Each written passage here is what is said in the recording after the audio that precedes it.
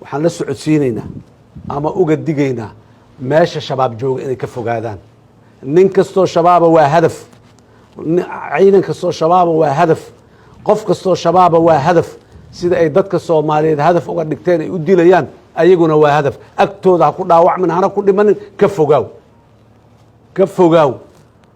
waa la duqaynaa waa la diriraa waa lagu duulaa waa laga dul degaa waa la wax walba oo dagaal oo ku furan yahay shabaab ku furan shacabka Soomaaliyeed sharafta leh waxaan ka codsanaynaa ha ka fogaadaano meesha uu shabaab jooga maxkamadahooda yaan la tagin beenta ah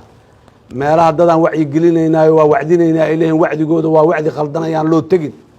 meelaha ay joogaan yaan laga dhawaanin meesha uu yimaado tartiib ha looga dhaqaaqo qofkii afduubtaan afduub ku haystaan waa meeshiisa garaawshiyo leeyahay ka fogaw ayadana waa talo kale fariin kale oo shacabka Soomaaliyeed aan gaarsiinayno haddii alla yiraahdo dagaalka shabaab ha ku dhimanin adigoo oo aan ayaga ka mid ahayn oo aan ognahay dadka Soomaaliyeed inay shabaab ka mid ahayn oo ku mabda ahayn ay ku rabitaan ahayn ay ku magaciisa ahayn dadka Soomaaliyeedow walaalayaal ka fogaada shabaab